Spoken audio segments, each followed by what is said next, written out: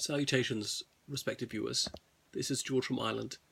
In this video, I shall explain why Donald Trump is a very low IQ individual. It's an insult that he likes to use himself a lot of the time, and he will make this accusation of people even when it's groundless. So in his case, it simply means I don't like you. Various other politicians or any media commentator who says something that Trump finds disobliging will be said to be dumb by Trump, even when that person is patently intelligent. Now, the people I dislike, people I disagree with intensely, but that doesn't make them idiots. They can be highly intelligent. So very brainy people can have some crackpot views, or indeed be detestable people.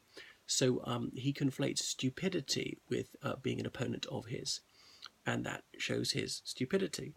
So that's why he's accused pundits who take issue with some of his policies of being moronic. Well, look at him. He scarcely reads anything. Now, he might have high reading ability. Somehow I don't think so. Can't read the word Namibia, says Nambia. All right, he misspoke. He mispronounced things. I mispronounce things. You'll have seen that on this video. But I recognise my limitations. Unlike Trump, I suppose, I'm not a very stable genius. Being unable to face facts, I think that's a lack of intelligence, particularly emotional intelligence. There are things I don't wish to be true, but I'm obliged to recognise are true because I'm a rational person, and that's it. That truth doesn't matter, truth doesn't exist, or truth is whatever he wants it to be, just makes it up as he goes along. So he's a staggeringly ignorant person, and what a contrast to very worldly, urbane, widely read Obama. So Donald Trump went to Wharton Business School, and I know it's a very estimable business school these days, but in the 60s I don't think it was quite like that. Did his father give a hefty donation which allowed Donald in? I don't know, but it wouldn't surprise me.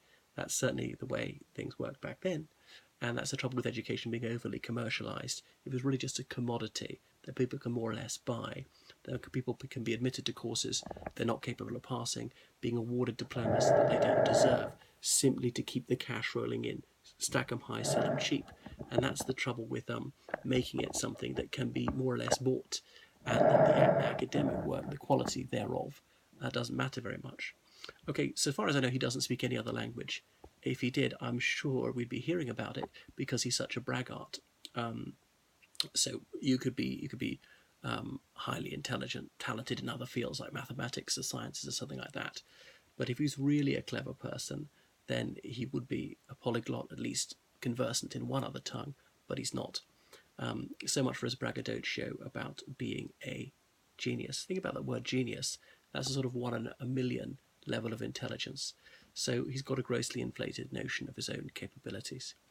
Oh yeah, another example of sheer stupidity. He often says that he's half Scottish, which is true. His mother was born in the Isle of Skye. He's been to Scotland scores of times. And he doesn't know Scotland's in the United Kingdom. When he was on his way from England to Scotland, he said he was leaving the UK. How could he not know that? Perhaps he didn't hear the result of the referendum 4 years ago when Scotland chose to stay in the United Kingdom. Lying almost incessantly is not necessarily a proof of stupidity. It could just be a pathological liar. It's part of his logorrhea, I suppose. Just has to say something, even when it's drivel, even when these are non sequiturs. He's incapable of formulating a cogent argument. But with regard to his lies, it is imbecilic to tell lies which are verifiable as lies. These things can be disproven accurately, such as which states he won in the election. So he has lost billions and billions of dollars. Why won't he release his tax returns? What is so shameful? Come on, you want us to know how rich you are? Prove it. You must be lying then. What's the bomb in your tax return which makes you keep the secret? I know he's not legally obliged to, but every presidential candidate for decades released them. So he will have lost a great deal of money, which is why around about 2000 banks started refusing to lend to him, despite starting off with every conceivable advantage. Being in the East Coast elite, his father's a multi-millionaire. He lent Donald $1 million in the 60s. $1 billion is a very tiny sum of money right now. An interest-free loan. But go back over 50 years, $1 million, was it worth 10 times that? What was the purchasing power of it? It was a staggering sum. and then in the early 70s he inherited $200 million. It would take the most egregious stupidity not to become a billionaire with that amount of money. You just make safe investments, or just pay people who are experts at investments. You do my wealth management fund. So he managed to lose so much money, go bankrupt 3 times. What kind of idiocy does that take? And after year 2000, when US banks would no longer extend credit to him, guess who rode to the rescue? Yep, somebody stepped in to save the day, and I shan't say who. And that may explain a few things. Join the dots. Who is he very, very kind to? He's oh so tough, except towards one country. He wants to disrupt trade with all the major economies of the world, except one. Before he meets Theresa May, he gives an interview disparaging her, undermining her prime ministership, saying everything he can that's unhelpful. But when he meets a certain other world leader, he's all smiles and he says things which are solely complimentary. Another example of Trump's sheer stupidity, having unsafe sex with a prostitute.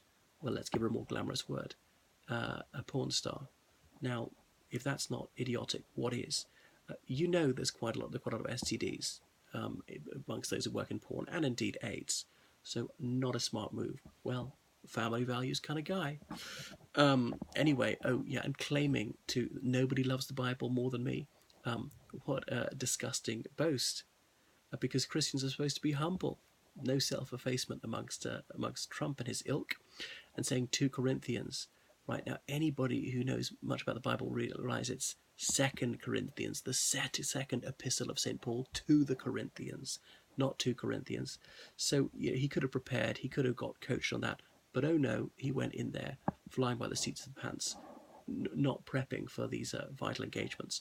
But some of his supporters are so purblind that they don't pick up on this, or they don't judge him for it. They don't notice it and see what a fraud he is. Well, Trump is a complete phony, and he's got a certain low cunning to believe there is a huge capacity for self-delusion. There is amongst all sorts of people, Democrats, Republicans, whoever, people of different religions and different political ideologies, but perhaps Republicans especially are irrationalists and will turn Nelson's eye to things that they find unalluring, and that's why they will give him a pass, and they'll pretend that they think that he's a Christian fundamentalist like themselves, despite a mountain of evidence to the contrary. So these are some of the reasons why Trump is manifestly stupid. Now, he is also utterly rebarbative. Now, somebody could be detestable and very brainy, or somebody could be an absolutely adorable person and actually dim. So I know that the two don't always go together, but in his case, they do. So hubris and stupidity make a bad combination. But when added to this endless boastfulness, the mix is quite intolerable, and that's Trump.